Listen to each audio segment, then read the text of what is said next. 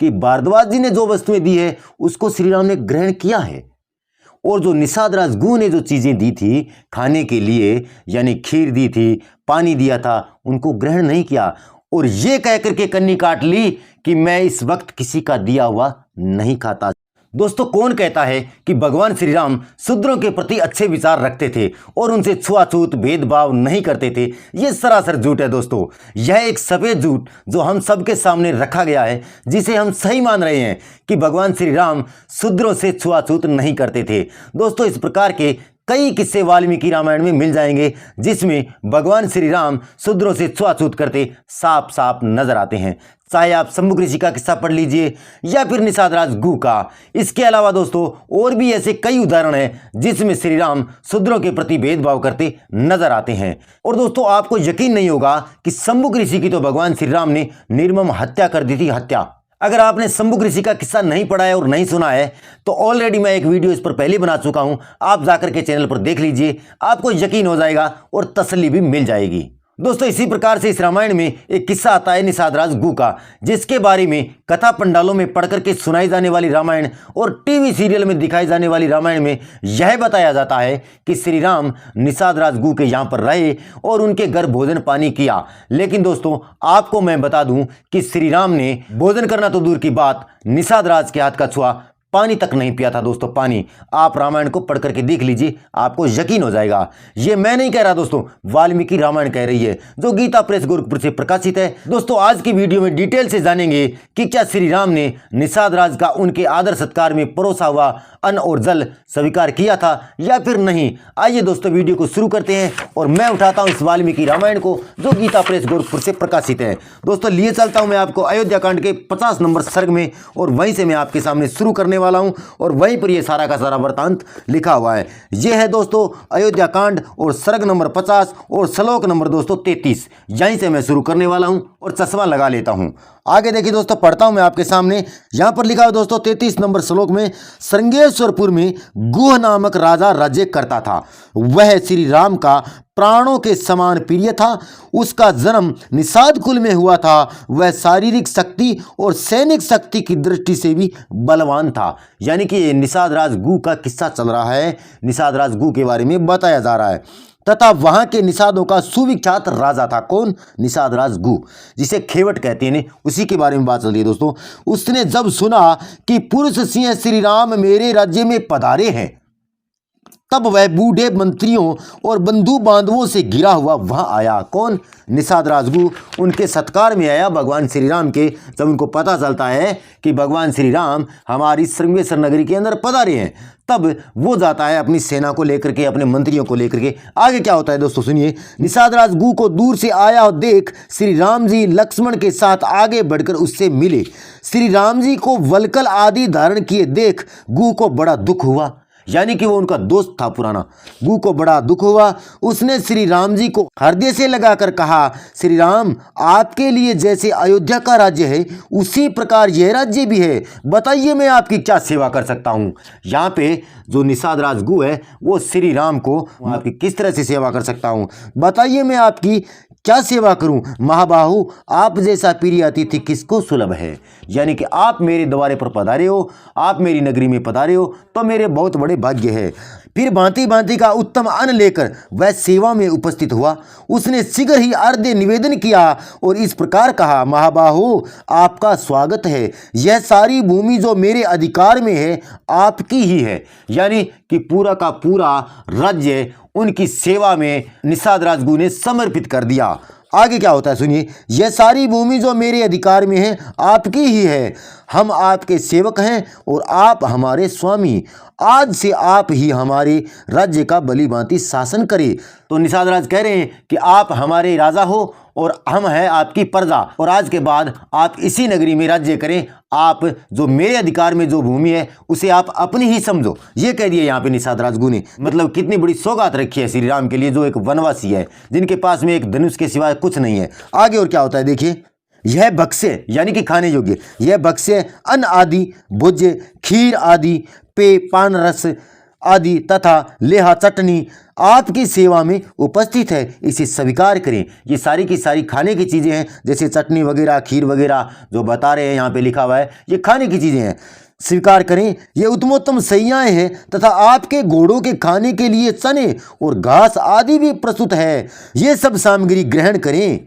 निषाद राजगु कह रहा है कि मैंने आपके लिए भोजन पानी की, खीर की, मतलब फल फ्रूट की, और आपके घोड़ों के लिए चारे की, चनों की व्यवस्था कर दिए, आप इसे ग्रहण करें। आगे भगवान श्री राम क्या कह रहे हैं सुनिए।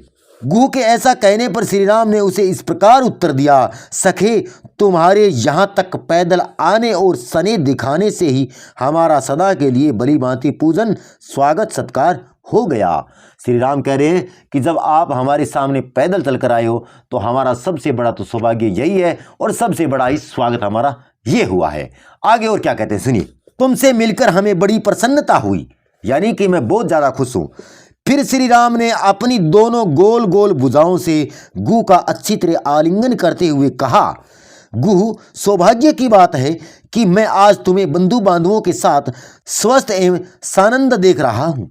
यानी कि वो कह रहे हैं कि बड़े सौभाग्य की बात है कि आप अपने परिवार के साथ हो और मैं बिछड़ चुका हूँ, आप अपने पूरे परिवार के साथ सुख समृद्धि से जी रहे हो। आगे और क्या करें सुनिए। बताओ तुम्हारे राज्य में मित्रों के यहाँ तथा वनों में सर्वत्र कुशल तो हैं? सबकी कुशल पूछ रहे हैं श्री राम। आगे और क्या कहते हैं, तुमने प्रेमवश यह जो कुछ सामग्री प्रस्तुत की है इसे स्वीकार करके मैं तुम्हें वापस ले जाने की आज्ञा देता हूँ। यहाँ पे श्री राम ने कह दिया कि जो आपने मेरे लिए जो सामग्री प्रस्तुत की है खाने के लिए, उसे मैं आपको वापस ले जाने की आज्ञा देता हूँ। मैंने स्वीकार कर लिया, लेकिन मैं रखूंगा नहीं, आपको फिर से वही आज्ञा देता हूं कि आप इसे अपने घर ले जाइए। क्यों? इस बारे में आगे क्या कहते हैं सुनिए। क्योंकि इस समय दूसरों की दी हुई कोई भी वस्तु मैं ग्रहण नहीं करता, यानी कि अपने उपयोग में नहीं लाता।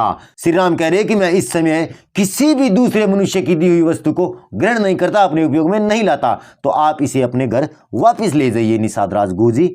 आगे क्या कहते हैं और सुनिए।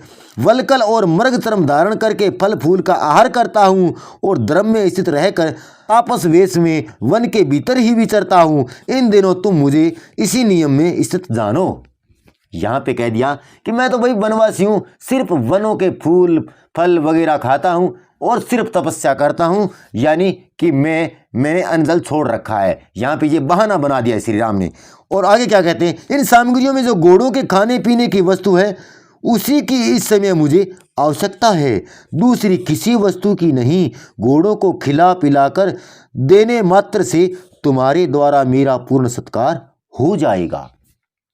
तो यहाँ पे श्री राम ने कह दिया कि जो घोड़ों के लिए आप दाल या फिर चने या फिर कोई घास वगैरह लाए हो वो यहाँ पर छोड़ दो, और बाकी आपका जो भी सामान है वो पूरा का पूरा ले जाओ भाई, क्योंकि मैं नहीं रखने वाला, नहीं खाने वाला। यहाँ पे कह दिएगा मैं दूसरे की दी हुई वस्तु को स्वीकार नहीं करता और नहीं अपने उपयोग में लाता हूँ। तो यहाँ पे दोस्तों स्पष्ट होता है कि भगवान श्री राम ने निषाद राजगुरु का दिया हुआ दाना तक नहीं चखा। और हमें क्या बताया जाता है कि निषाद राजगुरु के यहाँ पर रहे और वहाँ पर खाना खाया, भोजन किया, तो ये सरासर झूठ है। और क्यों नहीं खाया?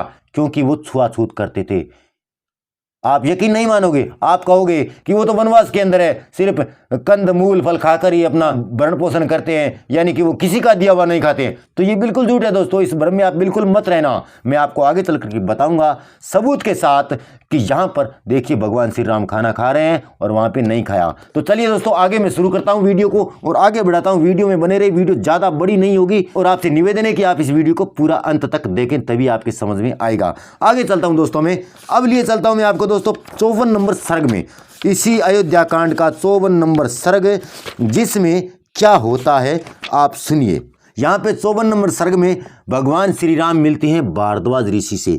भारद्वाज ऋषि जी के आश्रम पर जाते हैं और वहाँ पर क्या वो सत्कार में दी हुई वस्तुओं को स्वीकार करते हैं या फिर नहीं। तो यहाँ पे दोस्तों शुरू करता हूँ मैं 17 नंबर श्लोक से। क्या लिखा है देखिए।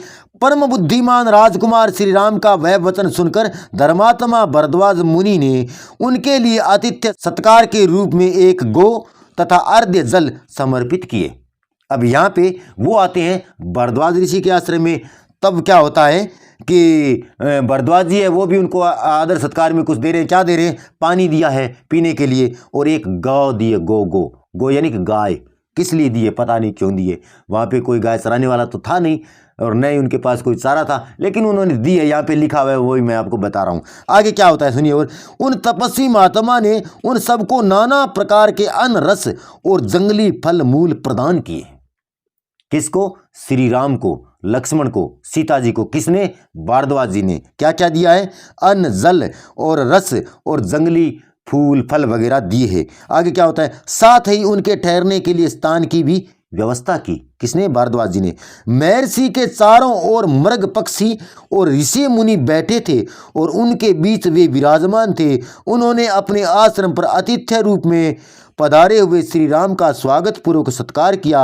उनके उस सत्कार को ग्रहण करके श्री राम जी जब आसन पर विराजमान हुए, तब भारद्वाज जी ने उनसे यह धर्मयुक्त वचन कहा। यहाँ पे स्पष्ट हो गया कि भारद्वाज जी ने जो वस्तुएं दी है उसको श्री राम ने ग्रहण किया है, और जो निषाद राजगुह ने जो चीजें दी थी खाने के लिए, यानी खीर दी थी, पानी दिया था, उनको ग्रहण नहीं किया। और ये कह करके कन्नी काट ली कि मैं इस वक्त किसी का दिया हुआ नहीं खाता, सिर्फ फल, वनों के फल फूल, यानी कि जो भी मेरे को वनों से मिलता है वही खाता हूँ, बाकी अन्यथा मैं किसी का नहीं खाता, क्योंकि मैं वनवास के अंदर हूँ। और यहाँ पे सारा का सारा भगवान श्री राम ने ग्रहण किया है। आगे और क्या होता है सुनिए। कुकुतस्थ कुलभूषण श्री राम, मैं इस आश्रम पर दीर्घ काल से तुम्हारे शुभागमन की प्रतीक्षा कर रहा हूँ। आज मेरा मनोरथ सफल हुआ है। मैंने यह भी सुना है कि तुम्हें अकारण ही वनवास दे दिया है।